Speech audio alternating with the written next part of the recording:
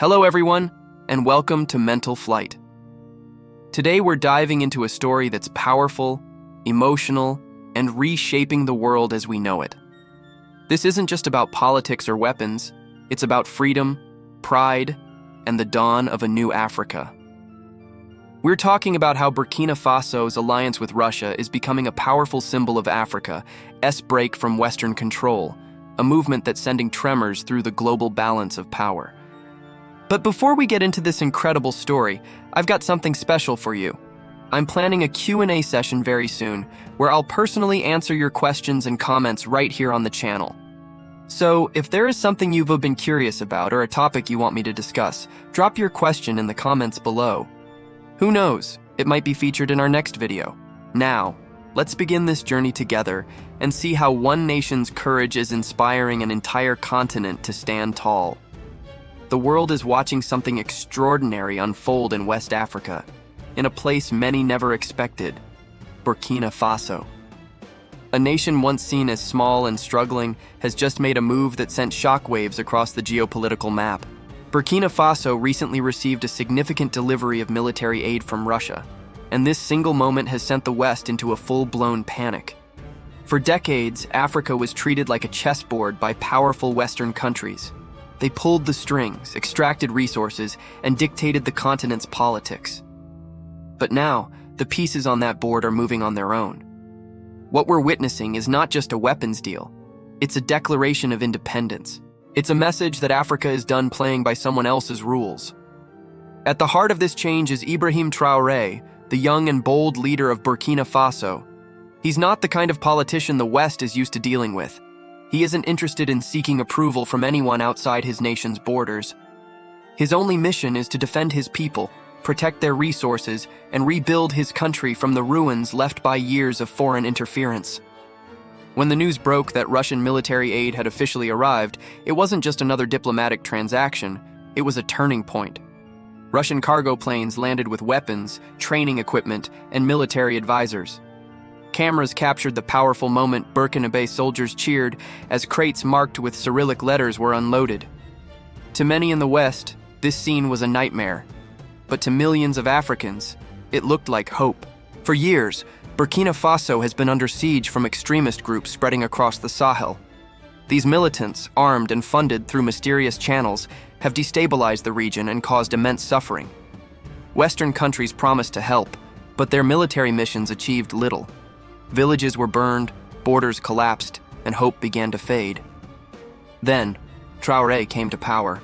A young soldier with a powerful presence and fire in his voice, he told his people that Burkina Faso would no longer depend on outsiders to fight its battles.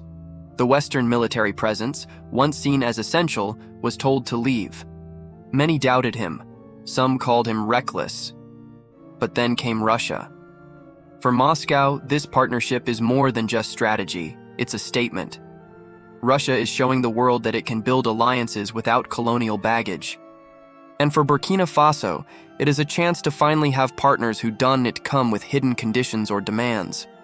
The arrival of Russian weapons marked a moment of renewed strength for the Burkinabe army. Soldiers who had long fought with outdated equipment suddenly had access to modern gear. Drones, armored vehicles, and advanced firearms began to reshape their defense capabilities. But more than the weapons themselves, it was the message behind them that hit the hardest. For the first time in decades, Burkina Faso felt empowered.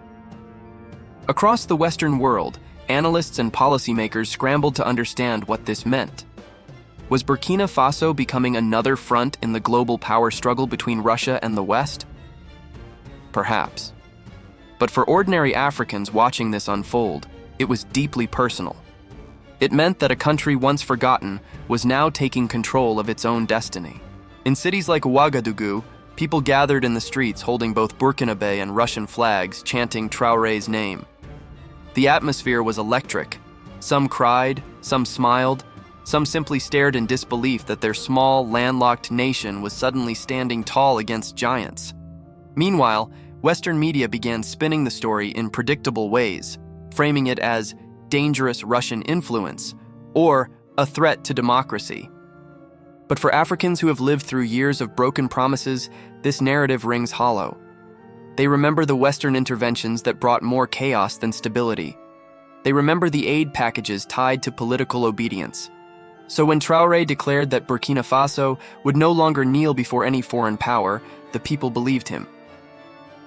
What makes this so emotional is how it reflects a broader African awakening. Countries like Mali and Niger are also moving in the same direction, breaking away from Western dependency and embracing regional cooperation and sovereignty. A powerful sense of unity is forming, driven by the belief that Africa doesn't need to ask for permission to be strong. The panic in Western capitals isn't just about weapons, it's about losing control over a narrative they've maintained for centuries. A strong, independent Africa means less influence, fewer resources to exploit, and an end to easy manipulation. For Africa, however, it means dignity. Of course, the challenges are immense. Weapons alone won't rebuild schools, feed families, or heal the wounds of corruption. But what they represent is power, the kind of power that gives people courage. When a Burkinabe soldier now stands guard, he knows his government believes in him and that the world is watching. Traoré himself has become a larger-than-life figure. His speeches resonate because they come from lived experience. He's a soldier who has seen war up close, a leader who doesn't hide behind luxury or diplomatic doublespeak. When he stands before his troops, you can feel the silence, not of fear, but of profound respect. This feels like the beginning of something much bigger than politics. It's a movement. It's a reminder that Africa can rise again, not through charity or pity, but through its own courage and self-belief. Watching this unfold, one can't help but feel a mix of awe and anticipation. The old balance of power is shifting. A new generation is inspired. Will Burkina Faso become a model for other nations seeking true independence? Or will outside forces try to destabilize this newfound confidence? No one knows for sure. But one thing is clear, the people of Burkina Faso are no longer afraid. They have tasted freedom, and they are holding on to it with everything they have. Thank you so much for joining me on this journey today. If this story moved you, please hit that like button and subscribe to Mental Flight for more content that challenges the way we see the world. And don't forget to leave your questions for our Q&A session in the comments below. Until next time, stay curious and stay informed.